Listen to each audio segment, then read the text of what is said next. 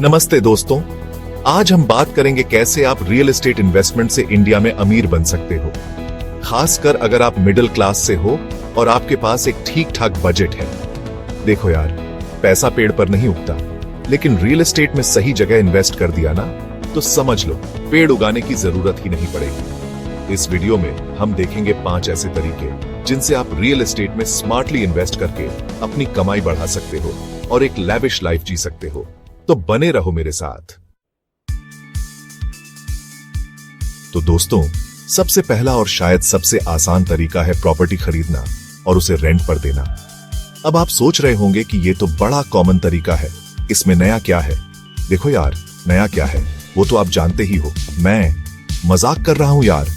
लेकिन seriously, property खरीदकर rent पर देने के बहुत फायदे हैं। सबसे पहला, आपको हर महीने रेंट मिलता रहता है, जो एक तरह से आपकी पैसिव इनकम बन जाती है। मतलब सोते जागते, खाते पीते आपकी कमाई होती रहती है। दूसरा फायदा यह है कि टाइम के साथ प्रॉपर्टी की कीमत बढ़ती रहती है, यानी आपकी प्रॉपर्टी सोने का अंडा देने वाली मुर्गी बन जाती है।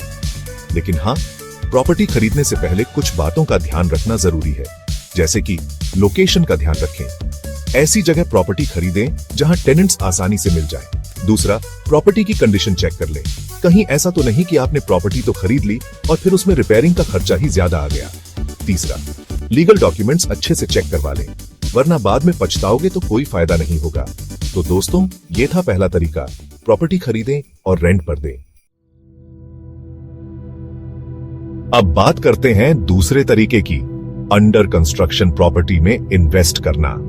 यह तरीका थोड़ा रिस्की हो सकता है, लेकिन अगर आप सही प्रॉपर्टी चुनते हो और थोड़ा रिस्क लेने को तैयार हैं, तो आप इससे बहुत अच्छा प्रॉफिट कमा सकते हो।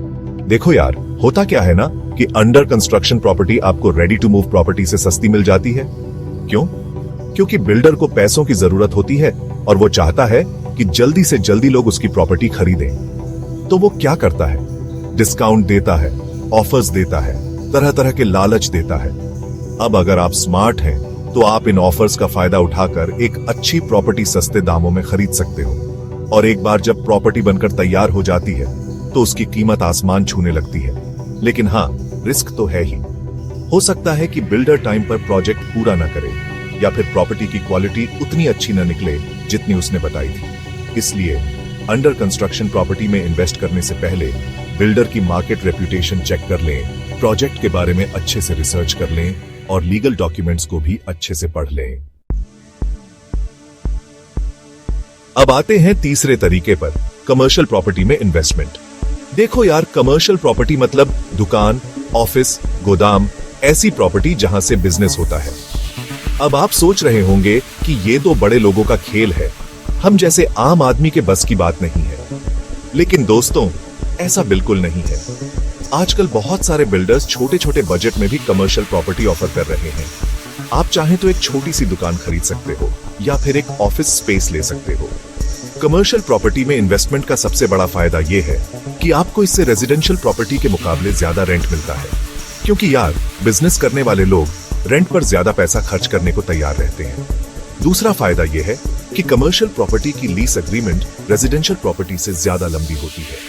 मतलब आपको बार बार टेनेंट्स ढूंढने की झंझट नहीं करनी पड़ेगी। लेकिन हाँ, कमर्शियल प्रॉपर्टी में इन्वेस्ट करने से पहले आपको अच्छी तरह से रिसर्च कर लेना चाहिए।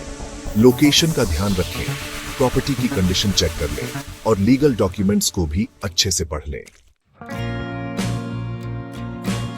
अब बात करते हैं चौथे तरीके की, real estate investment trusts, REITs में इन्वेस्टमेंट।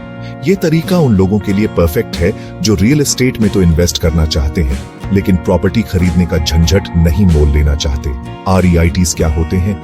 देखो यार, REITs एक तरह से म्यूचुअल फंड्स होते हैं, लेकिन इनमें पैसा शेयर मार्केट की बजाय रियल एस्टेट प्रॉपर्टीज में लगाया जाता है। मतलब आप REITs में पैसा लगाकर अलग अलग कमर्शियल प्रॉपर्टीज के मालिक बन सकते हो, वो भी बिना लाखों करोड़ों रुपए खर्च किए। REITs में इन्वेस्ट करने के बहुत सारे फायदे हैं। सबसे पहला, इसमें आप कम पैसे से भी शुरुआत कर सकते हो। दूसरा, REITs आपको रेगुलर इनकम देते हैं, ठीक वैसे ही जैसे आपको म्यूचुअल फंड से डिविडेंड मिलता है। तीसरा, REITs में लिक्विडिटी ज्यादा होती है, मतलब आप जरूरत पड़ने पर इन्हें आसानी से बेच सकते हो। लेकिन हाँ, आरईआईटीज में भी थोड़ा रिस्क होता है, क्योंकि रियल एस्टेट मार्केट में उतार चढ़ाव आते रहते हैं, जिसका असर आरईआईटीज की कीमत पर भी पड़ता है। इसलिए आरईआईटीज में इन्वेस्ट करने से पहले मार्केट के बारे में अच्छी तरह से रिसर्च कर लें, अलग अलग आरईआईटीज की तुलना कर लें और अपने रिस्क प्रोफाइल के हिसाब से ही इन्वेस्ट करें। और अब आखिर में बात करते हैं पांचवें और आखिरी तरीके की, प्रॉपर्टी फ्लिपिंग। यह तरीका थोड़ा एडवांस्ड है और इसमें रिस्क भी थोड़ा ज्यादा होता है, लेकिन अगर आप सही प्रॉपर्टी चुनते हो और थोड़ी मेहनत करते हो तो आप इससे बहुत जल्दी अमीर बन सकते हो।